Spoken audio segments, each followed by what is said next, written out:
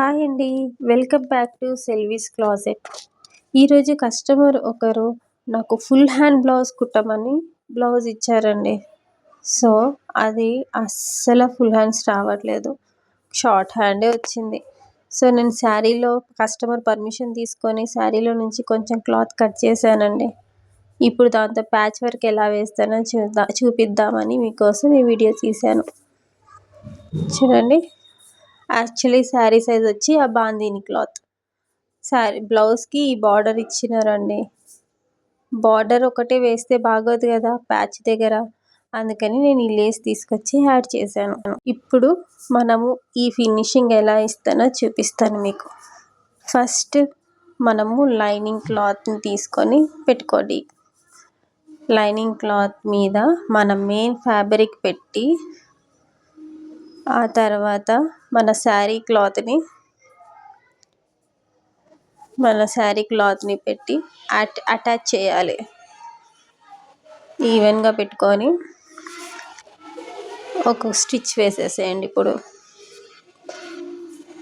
గట్టిగా లాగకుండా స్లోగా స్టిచ్ చేయండి. క్లాత్ని లాగొద్దండి, అలా లాగితే కుచ్చులు కుచ్చులుగా వస్తుంది. చూడండి, లాగకుండా కుడితే నీట్గా వచ్చింది. ఇప్పుడు బ్లౌజ్ హ్యాండ్స్ని వెనక్కి తిప్పేసి ఎక్స్ట్రాస్ ఏమైనా ఉంటే కట్ చేసేసి స్లోగా లాగకుండా చిన్నగా మడత వేసుకొని స్టిచ్ వేసేయండి. స్లోగా వేయాలి, మన క్లాత్ని లాగొద్దు.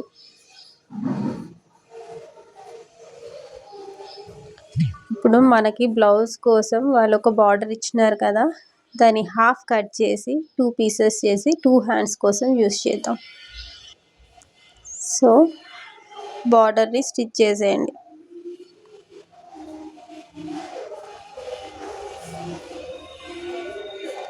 గట్టిగా లాగినామంటే కుచ్చు కుచ్చు వస్తుందండి, లాగకుండా స్లోగా స్టిచ్ చేయండి. నెక్స్ట్ మన సన్న లేస్ ఉంది కదా, ఆ లేస్ని ఆ జాయింట్ మీద పెట్టి ఒక స్టిచ్ వేయండి. స్లోగా స్టిచ్ చేయండి. బ్లౌజ్ క్లాత్ని కానీ లేస్ని కానీ గట్టిగా లాగొద్దు. ఇప్పుడు చూడండి మన హ్యాండ్ ఒక ఫినిషింగ్ ఎలా ఉందో, బాగుంది కదా.